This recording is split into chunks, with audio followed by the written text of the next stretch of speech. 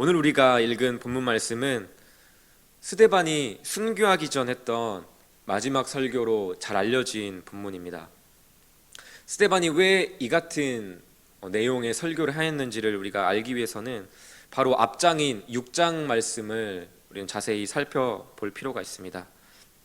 6장 10절을 보면 스데반이 지혜와 성령으로 말함을 그곳 회당에 있던 자들이 감당할 수 없게 되자 그들이 사람을 매수하고 거짓 증인들을 세웁니다. 그리고 스데반을 고발합니다. 그들이 스데반을 고발한 이유는 11절과 13절, 14절에서 자세히 기록하고 있습니다. 요약하자면 스데반이 하나님과 성전을 모독하였고 모세의 율법을 거슬러 말한다라고 하는 것이죠. 이에 대해 변론과 변증의 설교로 그들에게 이야기하고 있는 것이 바로 오늘 본문을 포함한 7장의 말씀입니다. 여기서 스데반은 아브라함부터 모세에 이르기까지 이스라엘의 그 큰 역사, 그 이야기들을 쭉 이야기하기 시작합니다. 특별히 오늘 우리가 읽은 본문에서 스데반은 출애굽 후 광야에서 벌어진 이스라엘 백성들의 죄를 언급합니다. 그 죄는 우리가 너무나도 잘 아는 것처럼 바로 우상 숭배의 죄였습니다. 그들의 손으로 그들을 위한 황금 송아지의 형상을 만들고 섬겼던 것이죠. 여기서 우리가 함께 주목하고자 하는 그 말씀은 바로 39절의 말씀입니다. 이 39절의 말씀은 그들이 우상 숭배를 하게 된 동기, 원인에 대해서 자세하게 말씀하고 있습니다. 스데반은 우리 조상들이 모세에게 복종하지 아니하고자 하여 거절하며 그 마음이 도리어 애굽으로 향했다라고 말씀하고 있습니다. 모세는 어떤 존재입니까? 하나님이 세우신 선지자죠. 하나님의 마음, 하나님의 그 말씀을 백성들에게 전하는 자입니다. 이 말은 곧 모세에게 복종하지 않았다라고 한다는 것은 하나님에게 복종하지 않았다는 것이고 하나님의 말씀에 거절했다는 것을 의미합니다. 이 말씀을 통해 우리는 무엇을 알 수가 있을까요? 그것은 바로 우리가 우상 숭배의 죄를 짓는 이유는 단순히 우리가 죄인이기 때문에 우리 안에 죄성이 있기 때문에 우상 숭배의 죄를 짓는 것이 아니라고 한다는 것입니다. 우리가 우상 숭배의 죄를 짓는 이유는 근본적으로 우리 마음 가운데 하나님을 두지 않고 있기 때문에 하나님의 말씀에 복종하지 않고 거절하였기 때문에 우상을 만들고 우상을 섬기게 된다는 것입니다. 바로 이 인과관계에 주목하시길 바랍니다. 우상 숭배를 했기 때문에 하나님을 거절하게 된 것이 아니라 하나님을 그 마음 가운데 두기를 거절하고 하나님의 말씀을 마음에 두기를 거부하였기 때문에 우상 숭배의 자리로 갈 수밖에 없었다라고 한다는 것이죠. 하나님을 마음에 두기를 거부한 이스라엘은 율법을 뭐라고 생각했을까요? 율법을 하나님이 주시긴 했는데 하나님의 율법을 주시는 그 하나님의 마음에는 관심이 없는데 그들에게 율법은 과연 무슨 의미가 있었을까요? 왜 그들은 그 율법을 지켰을 것인가 하는 것이죠. 율법은 그저 그들에게 단순히 겉으로 보이는 우리의 어떤 체면을 위해서일 수도 있고 그저 외적으로 지켜야 하는 단순한 규칙일 뿐이었을 것입니다. 그 율법을 주신 하나님의 마음에는 관심이 없으니 당연히 하나님께서 그 율법을 주신 의도나 목적에는 당연히 관심이 없었을 것입니다. 하나님과의 어떤 진실한 만남도 진정한 제사도 예배도 없었기 때문에 그저 기계적으로 문자적으로 그 율법을 지켜나가는 것이죠.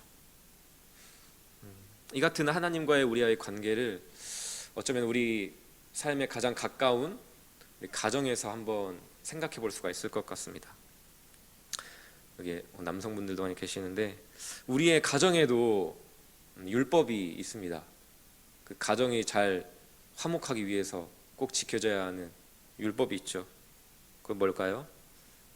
집안일이죠. 집안일. 네. 설거지, 빨래, 청소, 또 아이들이 있으면 육아, 이 율법이 지켜지지 않으면 그 과정이 화목할 수가 없습니다. 우리는 이 가정의 율법에 대해서 크게 세 가지로 반응할 수 있을 것 같습니다. 첫 번째, 어떻게 할 수 있을까요? 집에 와서 아무것도 안 하는 것이죠.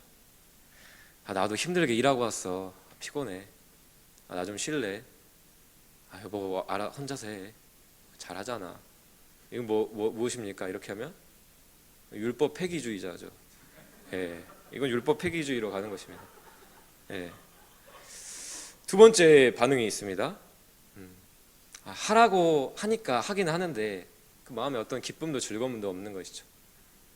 집안일을 하는 그 동기와 목적이 그저 귀 아프니까 귀 따가우니까 잔소리 듣기 싫어서 또 집 가면 이렇게 하겠지, 말 나오기 전에 가서 해야겠다, 빨리 해야겠다, 그렇게 할 수 있을 것입니다.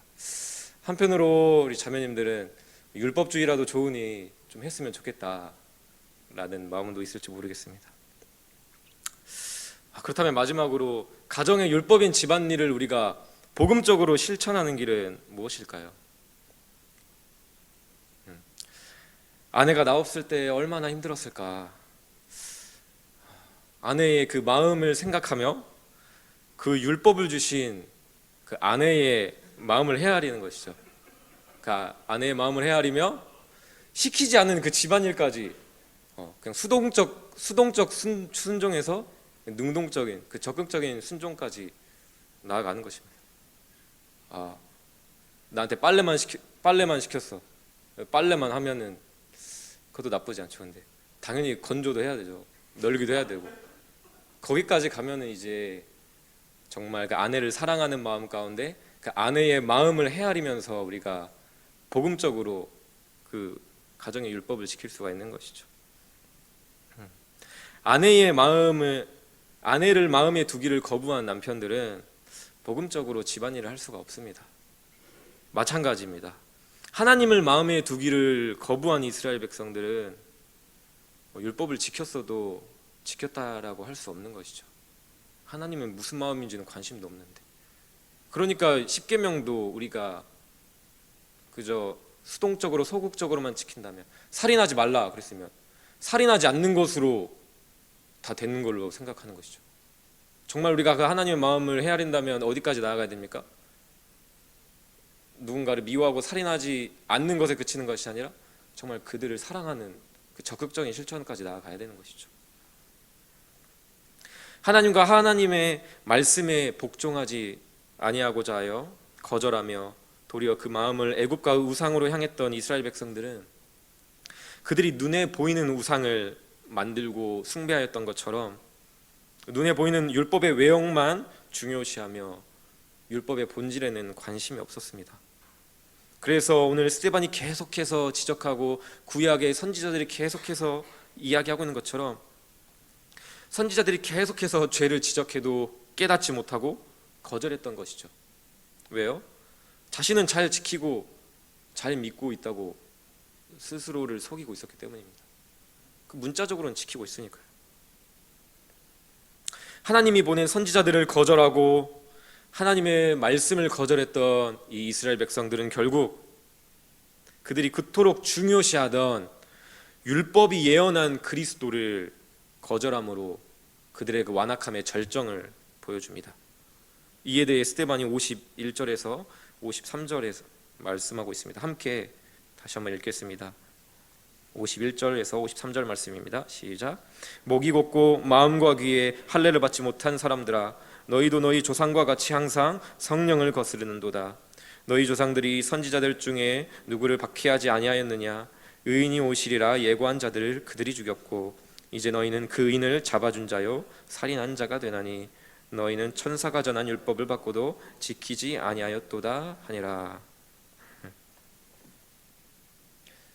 선지자들을 박해하고 의인이 오시리라 예고한 자들을 죽였고, 의인, 여기서 말하는 의인 곧 그리스도를 죽이기까지 나아간 것이죠. 스데반은 이렇게 이야기를 하고 있는 것입니다.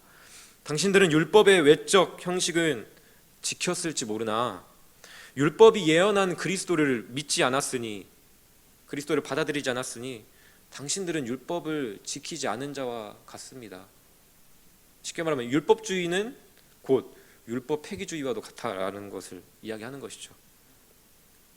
우리는 화요일부터 우상 숭배라는 주제에 대한 말씀을 나누고 있습니다. 한 주간 이 우상 숭배에 대한 키워드 또 그에 대한 말씀을 들으면서 성도님들은 어떤 생각들을 하고 계십니까? 여러 가지가 있겠죠. 내 우상은 뭘까? 내가 깨뜨려야 할 나의 우상은 뭘까? 라는 질문들은 한 번쯤 다 해보셨으리라고 생각합니다. 또 이런 결단들도 하셨을 거라고 생각하는데요.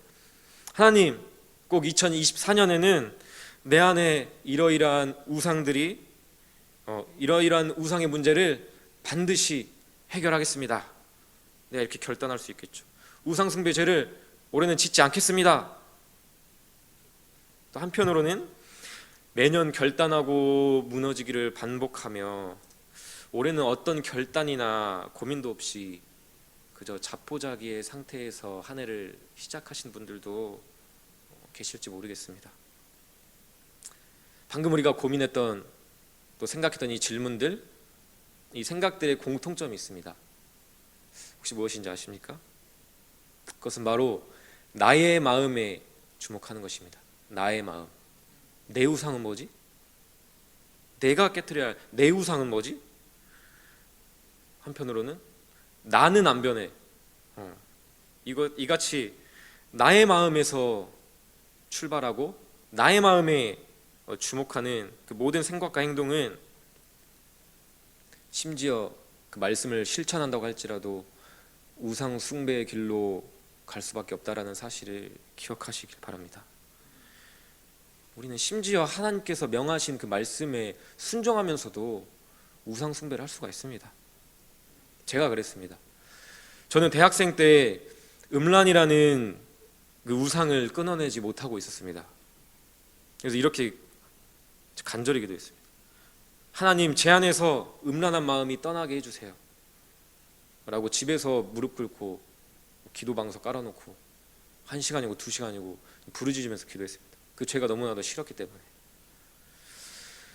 그런데 어느 순간 그 기도하는데 기도 중에 뭔가 현타가 온다라고 해야 될까요? 뭔가 깨달아지는 것들이 있는데 문득 이런 마음이 드는 것입니다.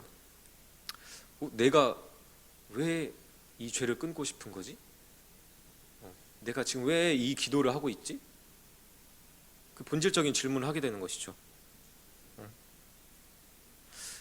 예수님을 사랑하기 때문에 죄를 끊어내고자 하는 마음도 분명 있었을 것입니다. 그러나 제가 돌이켜보건대 그 마음은 크지 않았던 것 같습니다. 그 마음도 분명 있었지만 그 마음보다도 더욱더 컸던 것은 한편으로 능력 있는 예수님을 이용해서 죄를 짓지 않는 내가 되는 것, 그것이 목적이었던 것이죠. 죄를 짓지 않는 내가 되는 것, 의로운 내가 되는 것이 그 기도의 목적이었던 것입니다. 우상 숭배를 하지 않는 내가 되는 것이 우상인 것이었죠. 하나님 앞에서 죄를 짓지 않는 내가 되는 것이 저의 우상이었던 것입니다. 하나님은 나를 어떻게 생각하든 상관없어. 하나님은 잠시만요, 나는 이 죄를 해결해야겠어요. 하나님 잠시 빠져보세요. 하나님께 기도하면서도 하나님 마음에 두지 않고 어느 순간 하나님은 마음에서 사라지고 변해야 되는 나만 남게 되는 것이죠. 변해야 되는 나만 주목하게 되는 것입니다. 사랑하는 성도 여러분, 우리는 그저 우리의 우상이 무엇인지를 파악하고 그 우상을 깨뜨려 버리는 그 행위만이 하나님께서 기뻐하시는 일이라고 스스로를 속여서는 안 될 것입니다. 물론 그 행위는 있어야겠죠. 그 열매는 당연히 우리에게 드러나야 할 것입니다. 하지만 무엇보다 중요한 것은 먼저 우리의 마음에 하나님을 두는 것입니다. 내가 마음으로 예수님을 거절하고 하나님의 말씀을 듣고자 하는 그 겸손한 마음이 없었구나. 그 마음이 사라졌구나. 그 첫사랑을 잃어버렸구나. 내 마음이 지금 하나님께로부터 멀어져 있구나. 그래서 우상 숭배를 하고 있구나. 내가 우상 숭배를 해서 하나님을 멀어진 것이 아니라 내 마음이 지금 하나님으로부터 멀어져 있어서 내가 지금 이렇게 살 수밖에 없는 것이구나. 이 사실을 깨달으시길 주님의 이름으로 축복합니다. 첫 단추를 잘못 끼우면 옷 전체가 어떻게 됩니까? 엉망이 되죠. 마찬가지입니다. 우리의 신앙생활이라는 이 옷을 나의 마음, 나의 행위라는 첫 단추로 잘못 끼우게 되면 율법주의라는 요상한 옷이 되고 맙니다. 사랑하는 성도 여러분, 우리의 행위를 점검하는 것이 먼저가 아닙니다. 우리의 마음을 먼저 점검해야 됩니다. 내가 내 마음으로, 내 결단으로 우상을 끊어내야겠다 결단하는 것이 먼저가 아닙니다. 먼저 그리스도로, 하나님의 말씀으로 여러분들의 마음을 가득가득 채우시기를 바랍니다.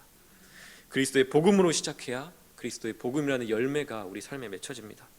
하나님의 마음에 주목할 때 우리는 하나님께서 왜 그토록 우상 숭배를 싫어하시는지를 알게 될 것이고, 하나님의 말씀을 마음에 가까이 할 때, 그 말씀을 기뻐할 때 우리에게 진정한 회복과 변화가 있게 될 것입니다. 나의 우상이 무엇인지를 생각하는 것, 그 우상을 깨뜨리고자 하는 결단하는 그 모든 동기가 예수 그리스도 우리를 위한 복음으로부터 시작되어 복음으로 열매 맺는 모든 성도님들이 되시기를 주님의 이름으로 축복합니다.